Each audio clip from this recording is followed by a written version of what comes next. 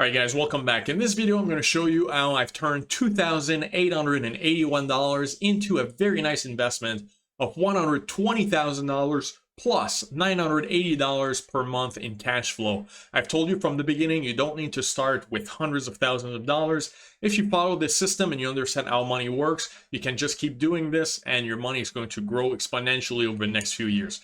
Let's get started. You are going to absolutely love this. Alright, so picture me in 2014. I've only been in the United States for 3 years. I don't really know what I'm doing by then, right? I've done a lot of research. I went to different conferences, read books, listened to podcasts, found a teaching program telling me how to do this. By 2014, I had already bought some assets, but I hadn't really made a lot of money with it, right? I had invested in the stock market already, but overall, I wasn't super profitable. I had gone maybe from 30,000 to 40,000, right? Nothing to really write home about. So I go to this conference in Philadelphia that is more about note investing, buying mortgages. One of the reasons why is since I didn't have a lot of money, I could buy second mortgages for just a few $1,000s. So I figured, hey, I can't afford to buy a house for $200,000 since I don't have credit. Since I'm from Canada, I didn't establish a credit score here yet. I can't get a loan to buy a house for $200,000 or anything like that. I could actually do this. So I started buying these second mortgages on people's homes. So I go to this conference, I meet these people from Note Alliance, and of course I pretend like I know what I'm doing. I had bought 1 or 2 loans by then. So I talk to this guy, Kyle, and I tell him, hey, I want to buy some loans.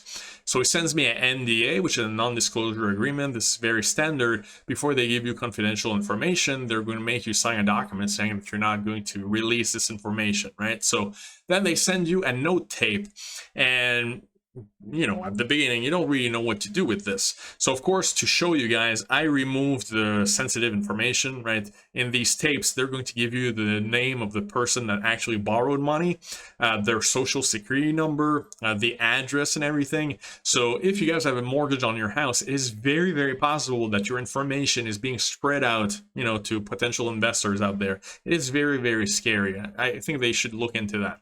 But anyway, so with this information, I ended up buying 3 loans from this company. This one in South Carolina, this one in Florida, and then this other one in Florida. So all of them have a different story, right? But today I want to focus on this one.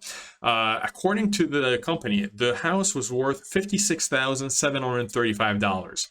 Now, these are second mortgages, right? So according to the company, they owed $18,833 for the second mortgage. Meanwhile, they say that they have a first mortgage on the property, which is current, meaning the people are paying that mortgage. And they would owe $119,000 on the first mortgage. The numbers don't really work here, right? The house is worth $56,000. They owe $120,000 on it, but they're making their regular payments. Something didn't add up. So they wanted $2,800 for this loan. I was thinking, you know what? If people are ready to pay every month for a house that's worth $56,000 and they're making a payment based on $120,000, there's a reason for that. Either they can afford it or they have a sentimental value attached to it, right? It's their uncle's house or it's their grandmother's house, so they don't want to sell it. They don't want to get rid of it. They'll continue making their payments instead of letting it go into foreclosure. So I decided, hey, it's only $2,800. I'm going to take a chance on this one based on the information that I have. And then I submitted my offer to the company for these 3 loans, and they were accepted. So for the 3, I paid what? That's 14. So I paid about $22,000 for these 3 loans. Remember, back then, I was at maybe 40,000, right? So it's not like I was swimming in profits by the time. This was a pretty decent chunk of my money. So before I bought the loan, I did some research on the house. This was in Frostproof, Florida, a very small town, right after the Great Recession. So the prices were totally collapsed in that area. So in that neighborhood, the houses were worth $30,000 to $40,000 at the most, right? Depending on the condition. And this is what the house looked like. So what happened then is now I have a file with the different loan documents for this house. I don't really know what I'm doing. So what do? I just call the homeowners and I tell them very honestly, look, my company, I'm Patrick from XYZ company. We bought this loan. Now we have the mortgage on the house. We want to know like what happened with this mortgage. How come you guys aren't paying? And what do you want to do basically? Like, do you want to start paying again, or do you want to get rid of it? Like, what's the plan, right? So they explained that they actually do not have a 120,000 first mortgage on this property. They actually negotiated with the bank with their first mortgage that owned this loan, and they actually got rid of it. So luckily for me, right, instead of having a second mortgage on the house, I own the HELOC that is now in first position. That makes the value of this loan much higher than what I paid for it, right? Instead of being worth $2,800, since they owed $18,000 and the house is worth between 30 and 40, well, this loan should have been worth 18, right, or 16, somewhere around there. So already right out of the gate, I'm ahead on this loan. But now I want to deal with the homeowners and get to a resolution that works for everyone. So I asked them what they want to do. Apparently, like, they negotiated something with their bank. They got rid of the first mortgage, but then don't ask me why. I don't understand it. They had a payment on their HELOC and they never paid it for several years. They did not live in this house. They actually rented this house for $650 per month, something around there, right? And then they never made their payment on their HELOC. I don't get it. I don't know why. People do really strange things, but that's that's where we're at. They owed $18,000. They had to pay it back somehow.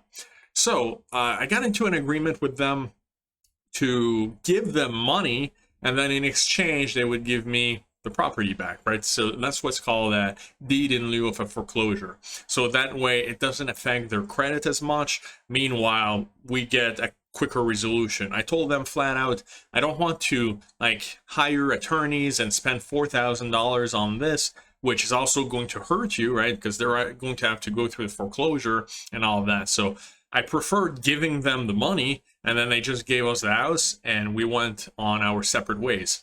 So all in all, I got into this deal for $10,000, right? The price I paid to the company to buy the loan, and then the amount of money that I gave the homeowners to just give it back to us.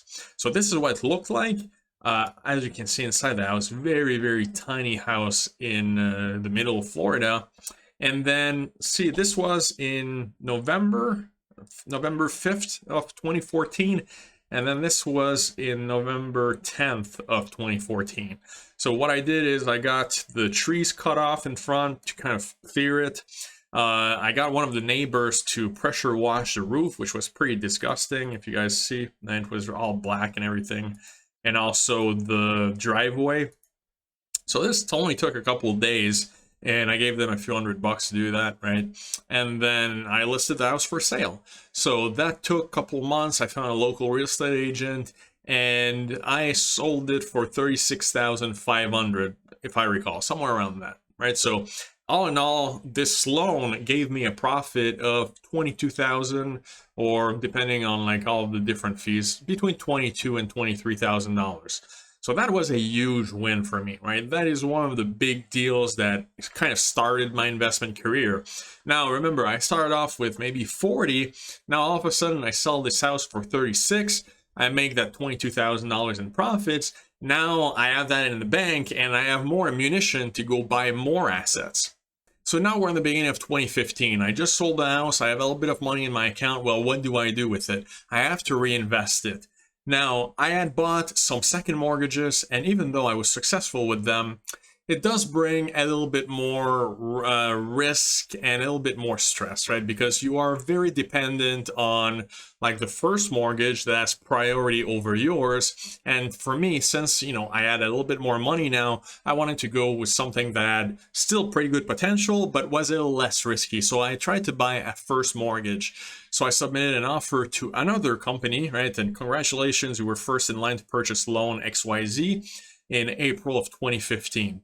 So I looked at this house in Memphis. Memphis is great because it's a state where it is fairly easy to foreclose if you have to, compared to some of the other judicial states like New York. Never buy in New York, right? So I liked it.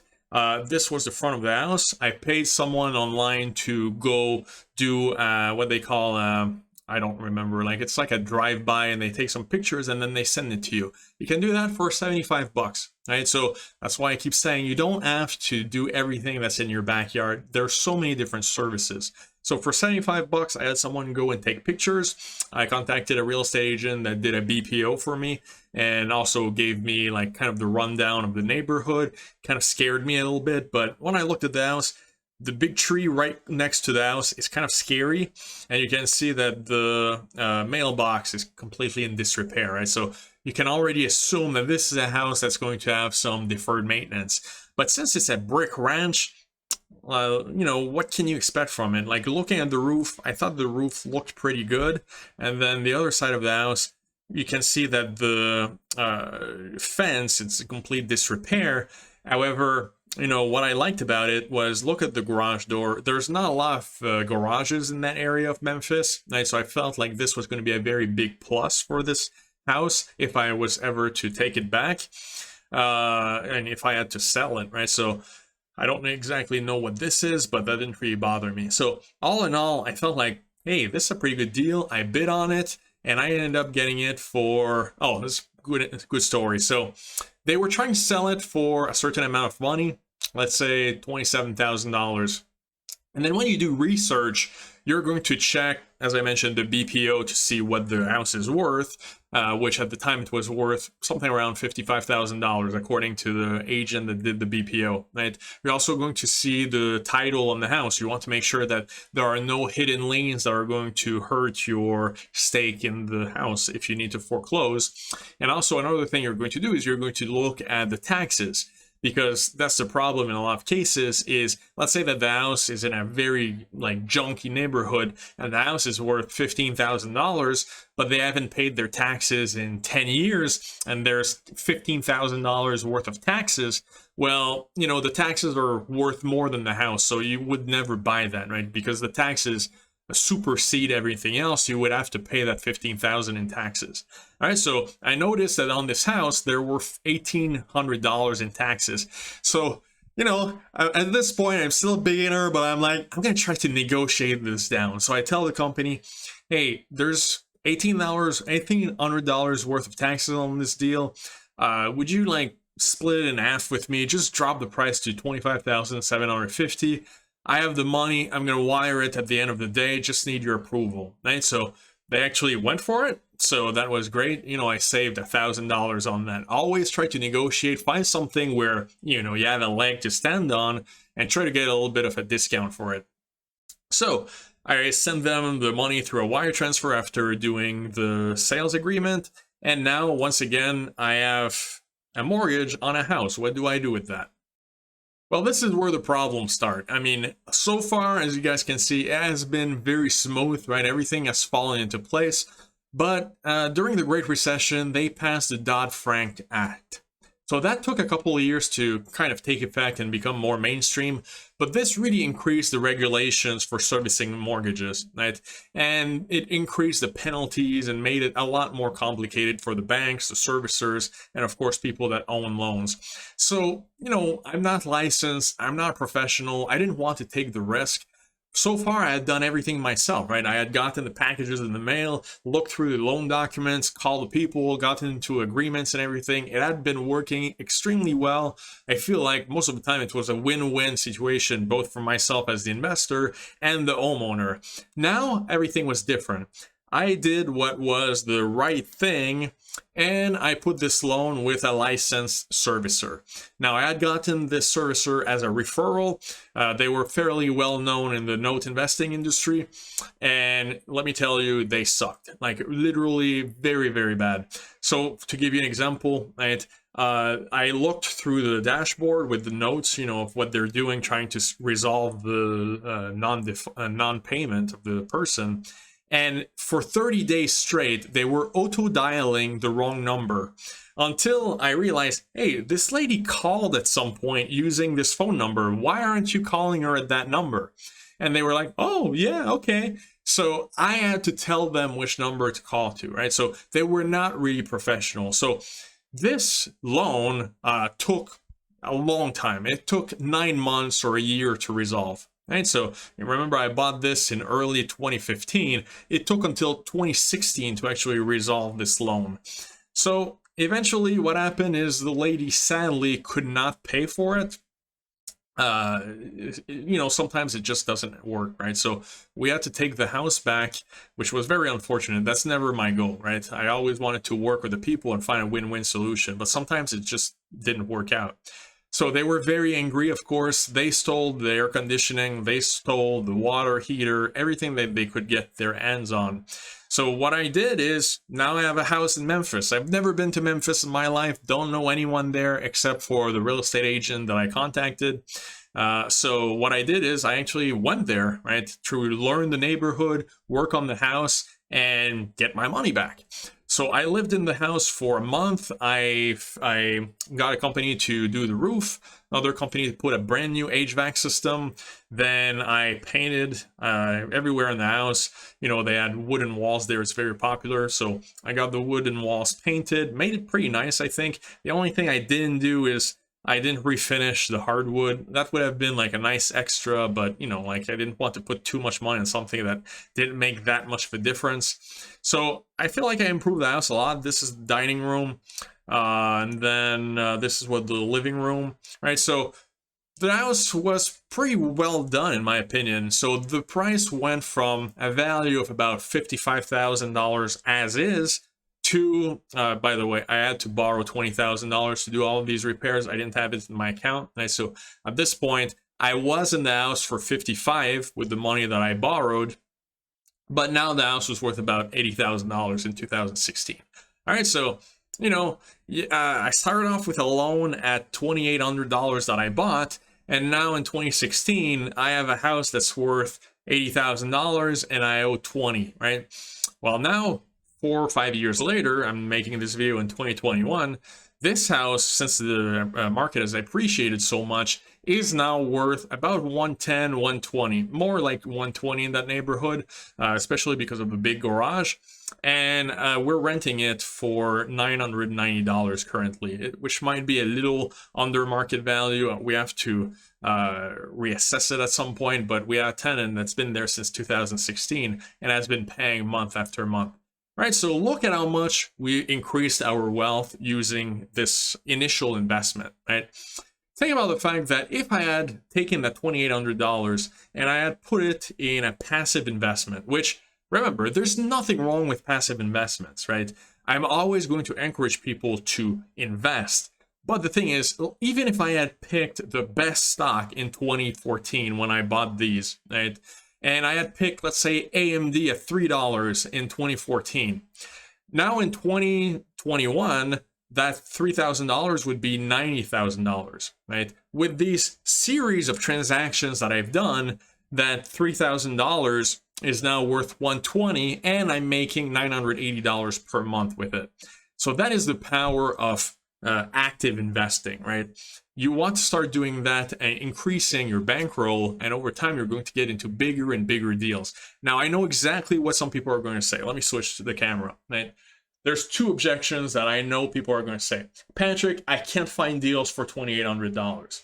To this, I'm going to say, not all deals are created equal, right? So I bought 3 loans at that time. Not all of them turned out to be like from $3,000 to $120,000, right? One deal I bought for $9,000 and I sold it for $16,000. The other one, a lot of stuff happened to it. That's a story for another day. But, you know, not all deals are created equal. And the other objection that people are going to say is, Patrick, again, it's real estate. What about stocks? Well, you can do exactly the same thing with stocks or with selling cars or any other type of buying and selling, right?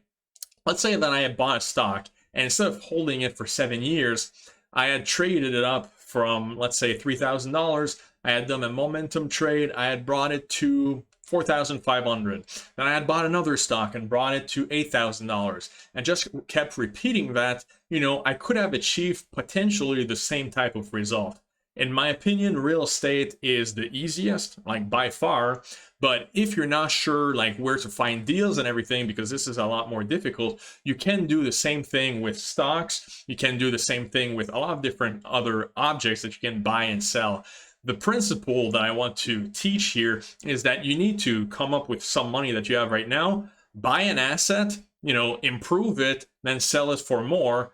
And then you have more money to work with that you can keep repeating that process and increasing your bankroll.